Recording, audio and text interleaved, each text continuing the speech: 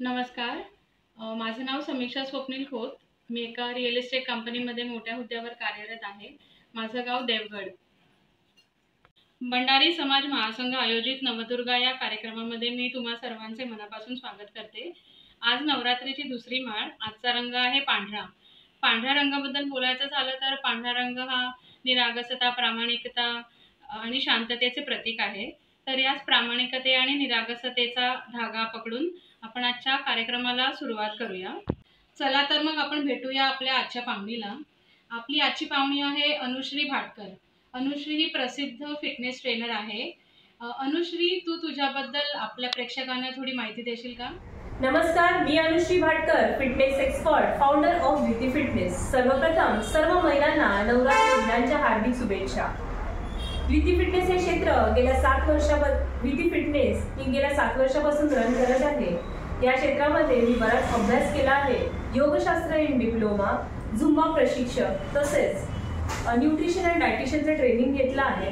तसंच रिबॉकची personal training म्हणून शिक्षण घेतले आहे. बिझनेस सुरू असताना मला बरेच अचीवमेंट्स मिळाले आहेत. ते अचीवमेंट्स मला business women's gold of best business woman म्हणून बऱ्याच अवॉर्ड्सने मला अवॉर्ड मिळाले आहेत. त्याचप्रमाणे ह्या क्षेत्रात येण्यापूर्वी मी एक इलेक्ट्रॉनिक इंजिनियर म्हणून एका नामांकित कंपनीत असिस्टंट मॅनेजर म्हणून काम करत होते.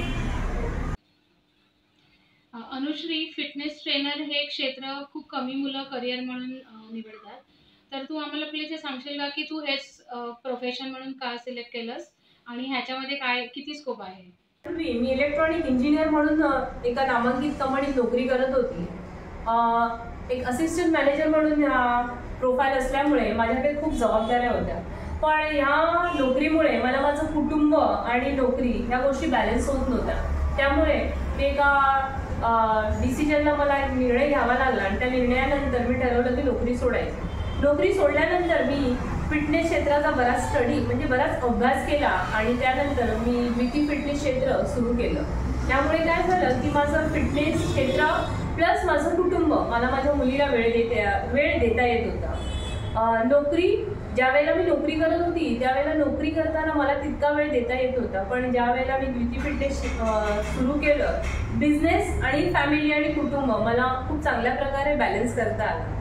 हे क्षेत्र खूप सुंदर असं क्षेत्र आहे. मी महिलांना सजेस्ट करेन की तुम्ही नक्की या क्षेत्राचा विचार करावा आणि आपलं करिअर ह्यामध्ये तुम्ही करू शकता. कारण ह्या क्षेत्रामध्ये खूप पैसा आहे आणि तुम्ही ऑनलाईन आणि ऑफलाईनही हा बिझनेस करू शकता.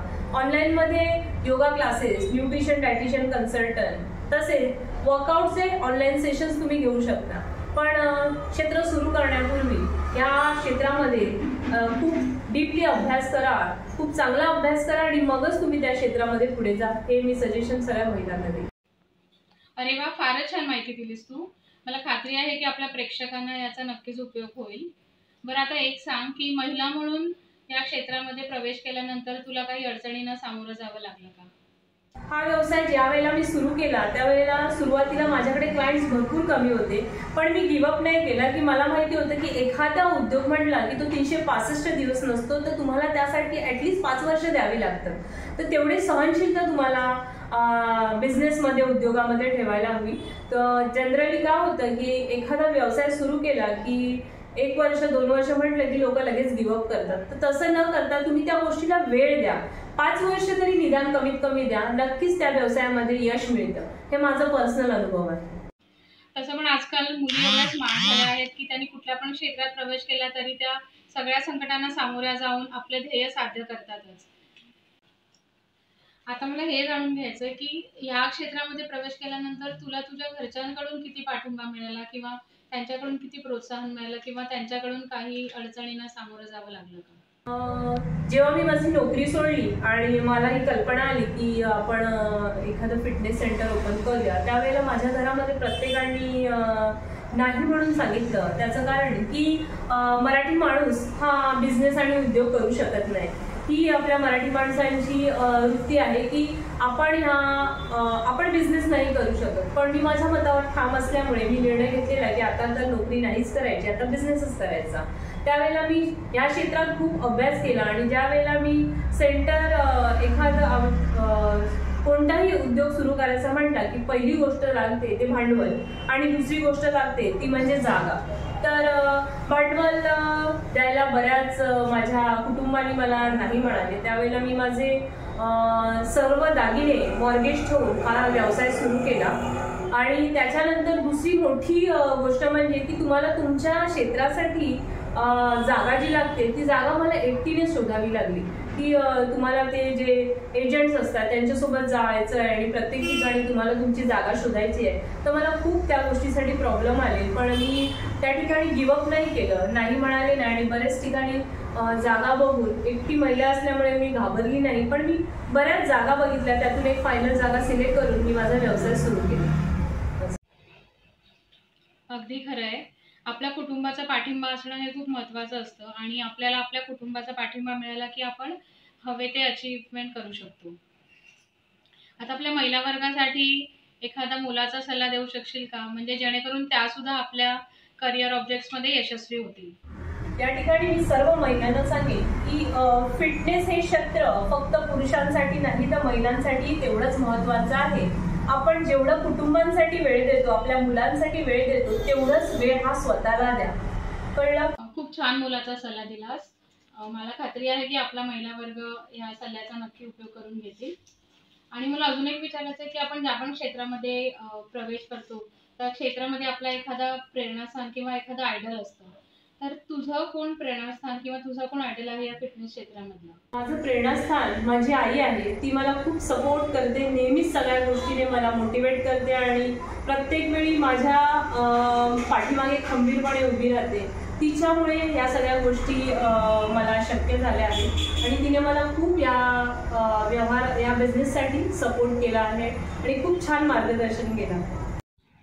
खरं आहे. प्रत्येकाच्या आयुष्यामध्ये एक प्रेरणास्थान असणं गरजेचं आहे.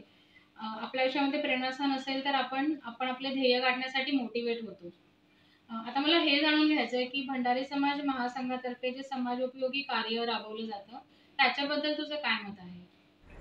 भंडारी समाज हा ज्याप्रमाणे कार्य करत आहे असंच कार्य तुम्ही सतत करत राहावं. ज्याप्रमाणे तुम्ही महिला वर्गांना आणि युथ वर्गांना जसं सपोर्ट करत आहात तसंच तुम्ही सपोर्ट सगळ्यांना करत राहावं आणि असंच मार्गदर्शन केल्यामुळे आपल्या समाजामध्ये बऱ्याच चांगल्या गोष्टी आणि चांगली मुलं आणि चांगले व्यक्ती घडणार आहेत. सो मी या ठिकाणी आपल्या समाजाला, भंडारी समाजाला सांगेन की तुमच्या या कार्यामुळे जे आपला समाज पुढे आणि मोठा होत आहे हा असाच होत राहावा. यासाठी खरंच भंडारी समाजचे खूप खूप धन्यवाद. थँक्यू.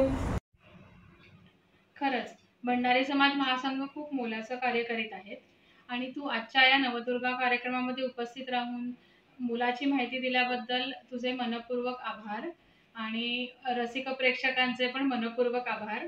जय भंडारी, जय महाराष्ट्र.